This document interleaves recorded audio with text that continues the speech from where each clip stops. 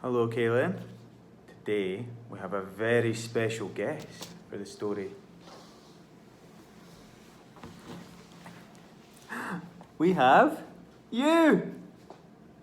You gonna say hello to yourself? You're gonna say hello. Hello from the Netherlands. No? This is too meta for you. And if you remember in the last chapter, we met the hunter. Now, Kaylin here has actually not listened to that chapter yet, but by the time that you see this video, you will have listened to that chapter, which will be good, won't it? So, we're now on chapter 16, the rarest creature on the planet. You can eat your roll. Everything was still. The hunter and his dog Growler stared out across a snowy white desert of empty rooftops, keeping their sights firmly set on one particular William Trundle. At midnight, a chime from the town clock tower echoed through the streets, filling the air with a loud clong, clong, clong. It was almost time. The hunter could feel in his evil bones. Growler sensed it too, as he shuffled nervously in their snowy hideout.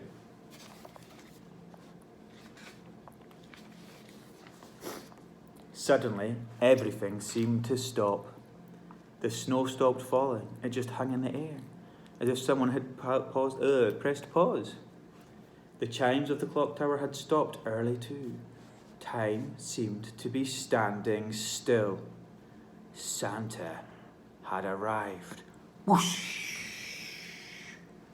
The enormous sleigh burst out of the clouds with such a clatter, it's surprising the entire town didn't wake up at the jingle of sleigh bells and the Christmas carols blasting out of the swirly brass horn of Santa's gramophone. The hunter's beady, greedy eyes lit up as the rarest creature on the planet swooped directly over his head. He could have reached up and touched them if he dared, but he would have given the game away, and if he wanted their heads to hang on the wall, then he needed to stay hidden. I'm going to again. Okay. The hunter cracked his gnarly knuckles and tightened his grip round his most prized possession, a fully shot-o-matic, highly precise, bangerific, lethal sniper rifle. It was an awful machine for an awful man, and he never left home without it, even if he was just popping out to buy milk. It had a long barrel that was so straight you could use it as a ruler, and on top was a telescopic sight so powerful that if you looked down it on a clear day, you could see all the way around the world until you saw the back of your own head.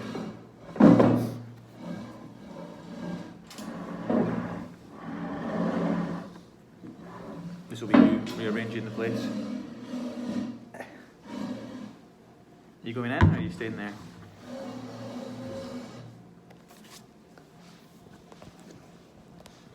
Ah.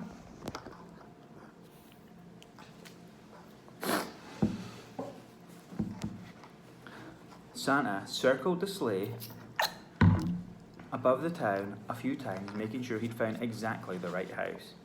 He'd been known to make some mistakes in the past. Like, there's Santa there on his sleigh. But look, in case you forget, there it is there too.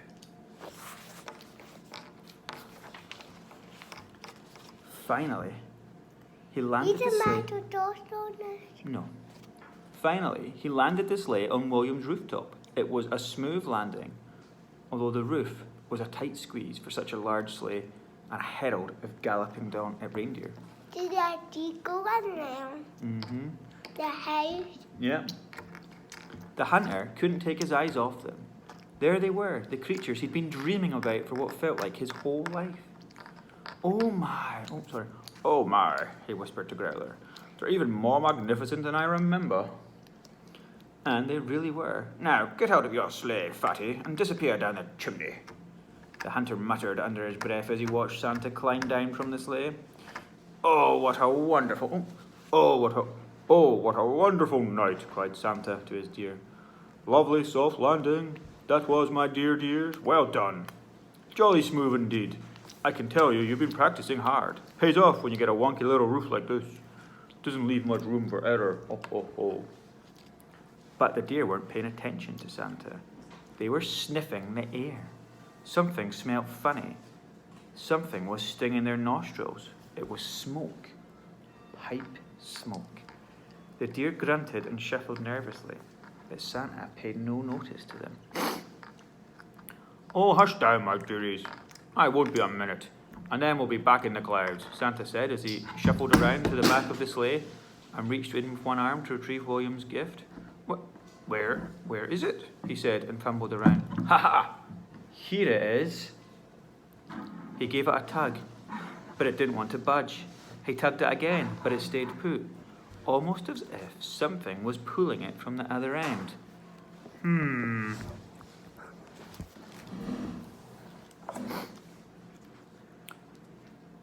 That's very odd, he said as he tried one last time. He put his big black shiny piece on the lip of the sleigh and pulled with all his might. Pop! It came free and the dinosaur-shaped package flew out of the sleigh and into Santa's arms. Kaelin, can you stop moving it, please?